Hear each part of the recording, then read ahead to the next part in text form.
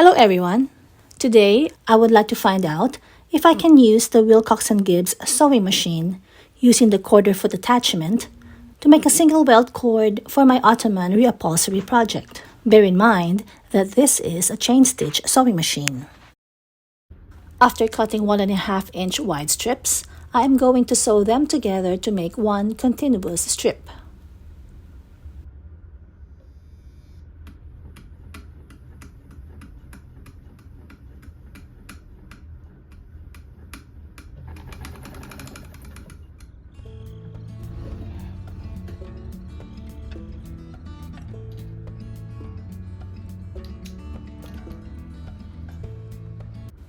This seems to be a nice tight stitch.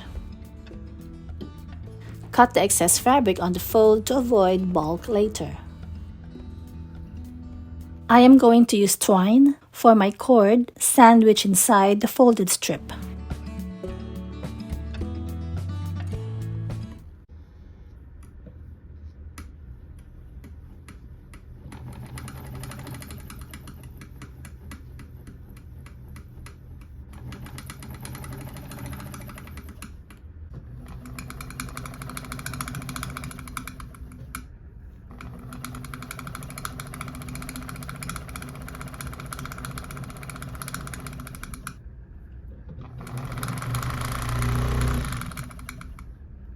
The stitches are done at 12 stitches to 1 inch on an upholstery weight fabric, and the stitches are nice and tight.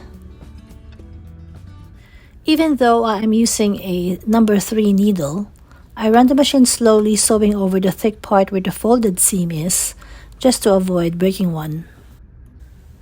After sewing slowly on the thick part, I am back on my regular speed.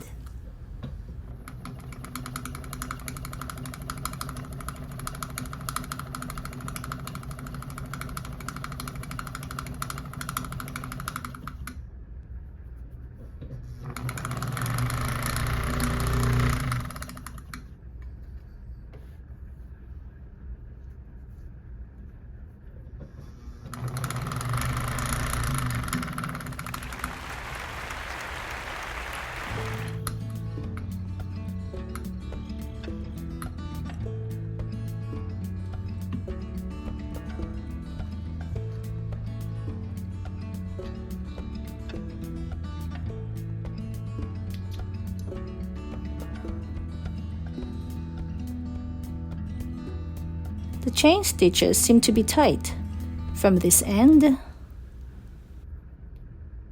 and also on the top end.